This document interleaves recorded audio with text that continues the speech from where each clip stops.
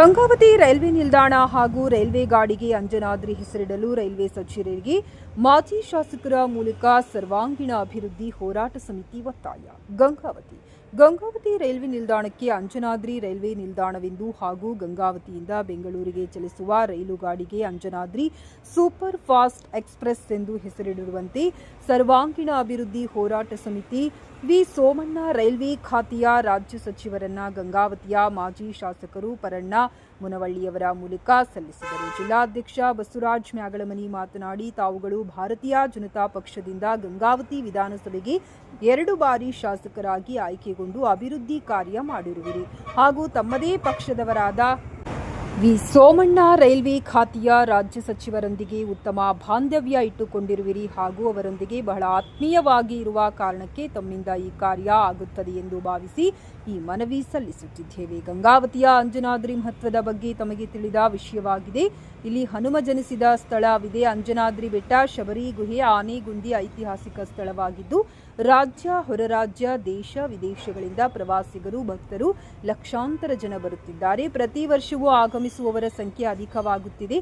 ಆದ್ದರಿಂದ ಗಂಗಾವತಿ ರೈಲ್ವೆ ಸ್ಟೇಷನ್ಗೆ Anjanadri railway station ಎಂದು ನಾಮಕರಣ ಮಾಡುವುದು ಹಾಗೂ ಗಂಗಾವತಿಯಿಂದ ಬೆಂಗಳೂರು ನಗರಕ್ಕೆ ಚಲಿಸುವ ಒಂದು ರೈಲು ಗಾಡಿಗೆ ಅಂಜನಾದ್ರಿ ಸೂಪರ್ ಫಾಸ್ಟ್ ಎಕ್ಸ್‌ಪ್ರೆಸ್ ಎಂದು ನಾಮಕರಣ ಮಾಡಲು ತಾವುಗಳು ಕೇಂದ್ರ ಸಚಿವರಾದ ವಿ ಸೋಮಣ್ಣನವರಿಗೆ ಒತ್ತಾಯ ಮಾಡಬೇಕೆಂದು ಮನವಿ ಮಾಡಿದರು. ಮನವಿ ಸ್ವೀಕರಿಸಿ ಮಾತನಾಡಿದ ಮಾಜಿ ಶಾಸಕರು, ಈ ಮನವಿ ಸೂಕ್ತವಾಗಿದ್ದು ಕೂಡಲೇ ಸಚಿವರಿಗೆ ತಲುಪಿಸಿ ಅವರೊಂದಿಗೆ ಚರ್ಚಿಸಿ ಕಾರ್ಯರೂಪಕ್ಕೆ ತರಲಾಗುವುದೆಂದು ತಿಳಿಸಿದ್ದಾರೆ. ಈ ಸಂದರ್ಭದಲ್ಲಿ ಜಡಿಯಪ್ಪ ಹಂಚಿನಾಳ, ರಾಘವೇಂದ್ರ ಕಡೆಬಾಗಿಲು, ಬಸವರಾಜ್ ನಾಯ್ಕ, ಭೋಗೇಶ್ ಆನೆಗುಂದಿ, ಮೇಘರಾಜ್, ಹನುಮೇಶ್ ಕಾಠಾಪುರ್, ಮಂಜುನಾಥ್ ಹಿರೇಮಠ್, ಜಂಬಣ್ಣ ಎಸ್ ಮತ್ತಿತರರು ಉಪಸ್ಥಿತರಿದ್ದರು. ಇವತ್ತು ನಮ್ಮ ಸರ್ವಾಂಗೀಣ ಅಭಿವೃದ್ಧಿ ಹೋರಾಟ ಸಮಿತಿಯವರು ವಿಶೇಷವಾಗಿ ಅಧ್ಯಕ್ಷರಾದಂಥ ಮಾನ್ಯ ಬಸವರಾಜ್ ಮ್ಯಾಗಳಮನಿಯವರು ಕೂಡಿಕೊಂಡು ಗಂಗಾವತಿ ಹನುಮ ಜನಿಸಿದ ನಾಡು, ಆದ ಕಾರಣ ಗಂಗಾವತಿ ರೈಲ್ವೆ ಸ್ಟೇಷನ್ಗೆ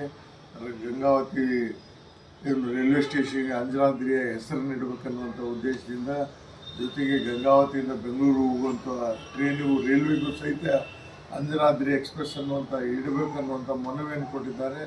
ಮಾನ್ಯ ನಮ್ಮ ಸಚಿವರು ಆತ್ಮೀಯರಾದಂಥ ಮಾನ್ಯ ವಿ ಸೋಮಣ್ಣ ಜೊತೆಗೆ ಚರ್ಚೆ ಮಾಡಿ ಆದಷ್ಟು ಬೇಗನೆ ಈ ಕಾರ್ಯಗಳನ್ನು ನಾನು ಮಾಡ್ತೀನಿ ಅನ್ನುವಂಥ ಮಾತನ್ನು ಈ ಸರ್ವಾಂಗೀಣ ಅಭಿವೃದ್ಧಿ ಹೋರಾಟ ಸಮಿತಿಗೆ ನಾನು ಹೇಳಲಿಕ್ಕೆ ಬಯಸ್ತೇನೆ.